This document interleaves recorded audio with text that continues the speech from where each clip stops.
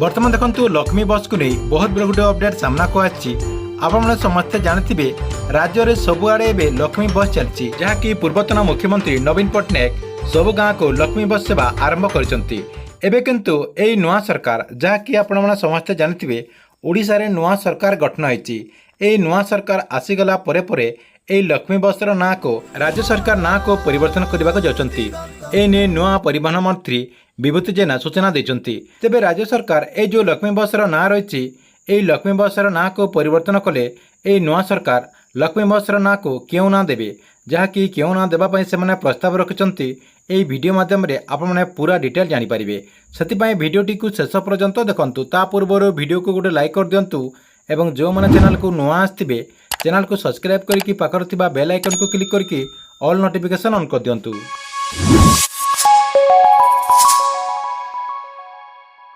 आपण मैंने समस्ते जानते बीजेडी सरकार टाइम रे जहाँकि आपणकर पूर्व सरकार समय लक्ष्मी बस सेवा को माननीय पूर्वतन मुख्यमंत्री नवीन पट्टनायक शुभारंभ करते जहाँकि प्रत्येक गाँव को प्रत्येक पंचायत को लक्ष्मी बस जोगाई दि जाइए। एवं किंतु यही लक्ष्मी बस को नहीं बहुत बड़ गोटे अपडेट सामना को आछि जहाँकि कहुचे जो लक्ष्मी बस ना रही यही लक्ष्मी बस ना को यही नुआ सरकार परिवर्तन करने को जाउछंती जहाँकि एने नुआ परिवहन मंत्री विभूति जेना सूचना देते से कहते जे राज्य में जो लक्ष्मी बस ना रे बस चलुची यही बसर ना खूब शीघ्र परिवर्तन होगा जाउछि। एबे जो लक्ष्मी बस ना रे ए जो बस चलुची यही लक्ष्मी बस ना को जहाँकि राज्य सरकार मुख्यमंत्री बस सेवा करा जिवो। एहा सहित परिवहन मंत्री कहते जे को खूब शीघ्र लागू कर सूचना रही। राज्य सरकार जो यही लक्ष्मी बसर ना को परिवर्तन करने को जाउछंती जहाँकि मुख्यमंत्री बस सेवा करने को जाउछंती यही मुख्यमंत्री बस सेवा आपण को यही नाटी केमती लगुच